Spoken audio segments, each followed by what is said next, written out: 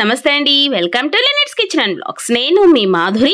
Okay, ఇవాళ అయితే మనం బిర్యానీ మసాలా చాలా సింపుల్గా ఎలా చేసుకోవాలో చూసేద్దామా. అయితే బిర్యానీలు అనేది మనం చక్కగా హోటల్స్కి వెళ్ళి తెగ ఎంజాయ్ చేస్తూ ఉంటాం కదా.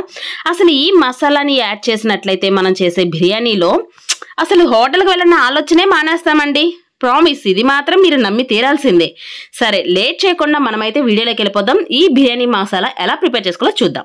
దానికోసం ఆల్ స్పైసెస్ అన్నీ కూడా ఈ విధంగా అయితే మనం రెడీగా పెట్టేసుకుందాం. ఓకేనా, చూసారు కదా. ఈ ఆల్ స్పైసెస్ అన్నీ కూడాను మనం ఏమి రోస్ట్ చేసుకోవట్లేదు, డ్రై రోస్ట్ కూడా చేసుకోకుండా వేసేద్దాం.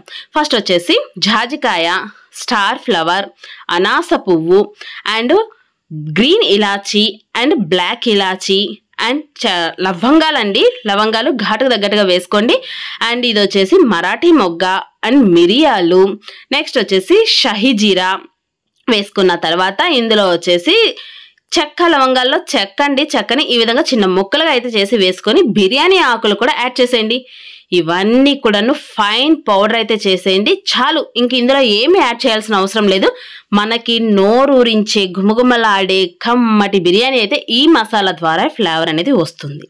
చాలా చాలా టేస్టీగా ఉంటుంది బిర్యానీ అయితే. 100% కన్ఫామ్గా మీరు ఇది ఇలా చేసినట్లయితే మీరు రెస్టారెంట్లో తినే బిర్యానీ ఫ్లేవర్ని మీరు ఎంజాయ్ చేస్తారు. అండ్ దీనికి మించి ఇంకా మసాలాలు కావాలంటే అవి కూడా యాడ్ చేసుకోవచ్చు. బట్ డ్రై రోస్ట్ కూడా చేయకుండా ఇలా డైరెక్ట్గా వేసినట్లయితే నాకైతే ఇలాంటి ఒక మసాలాతో చేసుకున్న బిర్యానీ మాత్రం అమేజింగ్. నేను మా ఇంట్లో వాళ్ళందరం కూడా ఈ మసాలా ఫ్లేవర్ని బాగా ఎంజాయ్ చేయగలుగుతాం. సో ఐ హోప్ ఇది చిన్న వీడియో అయినప్పటికీ కూడాను బిర్యానీ ప్రియులందరికీ కూడా ఖచ్చితంగా నచ్చి తీరుతుంది.